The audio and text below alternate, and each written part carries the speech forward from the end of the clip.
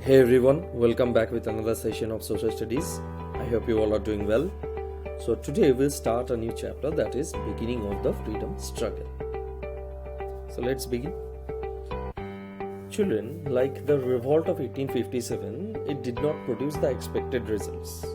Alright. But what it did is it succeeded in sowing the seeds of nationalism in India.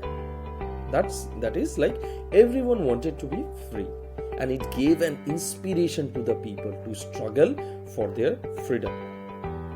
Now, some intelligent leaders, they realized that only a united effort could put an end to the British rule in India. Now, they also realized that there were many social evils which were prevalent in the Indian society. Now, they made efforts to remove the backwardness of the Indian society. And this period of intellectual awakening is called the Indian Renaissance. Now, there were many social evils like the sati, child marriage, caste system, killing of female infants, and no remarriage of widows. Now, if we see one by one, what was sati? Now, sati was a social custom in which the wife was forced to die by burning herself in the pyre of her dead husband. Alright, and if you see the child marriage, now under this child marriage, the woman used to be below 18 years of age, and the man, officially it would be above 21, but it used to be around 40, 45 like this. And most child marriages involve underage women, and many of whom were poor, and they had poor socio-economic conditions. So people used to take advantage of it. Okay. Now next we have, that is the caste system. Now children, the caste system is the bane for the Indian society. Okay, it divides the Indian society into different sectarian groups and classes. Now, if we talk about this caste system, the roots of the caste system go back to the ancient Vedas, dividing people on the basis of varna or occupation. And you won't believe, it has brought many evils in the country.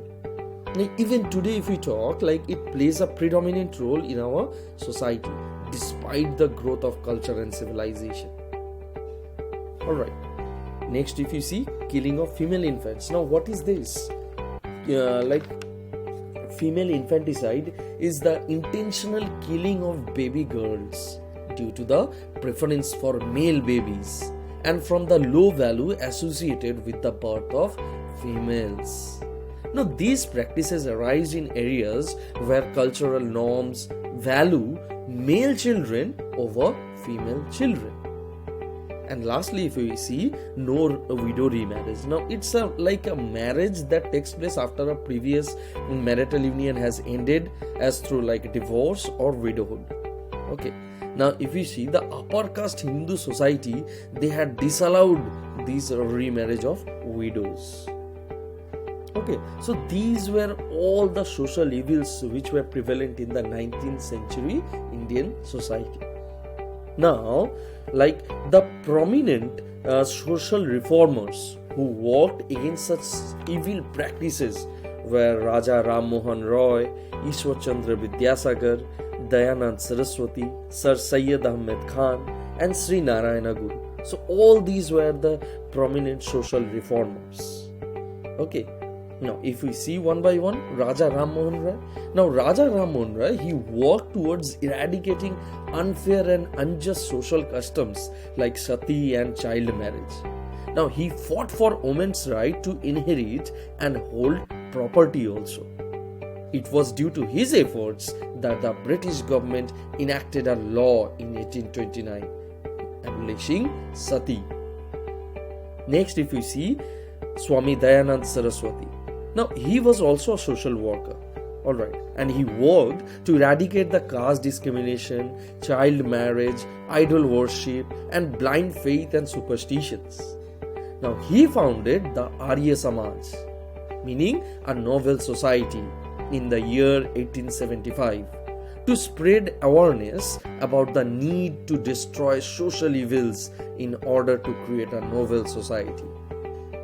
Next, if we see Ishwar Chandra Vidyasagar, he was a social reformer and academician who worked relentlessly for the empowerment of women. And he also proposed the Widow Remarriage Act 15 in the year 1856. And further, he also encouraged women's education. Next, if you see Sir Syed Ahmed Khan. Now, he worked hard for the progress and upliftment of the Muslim community.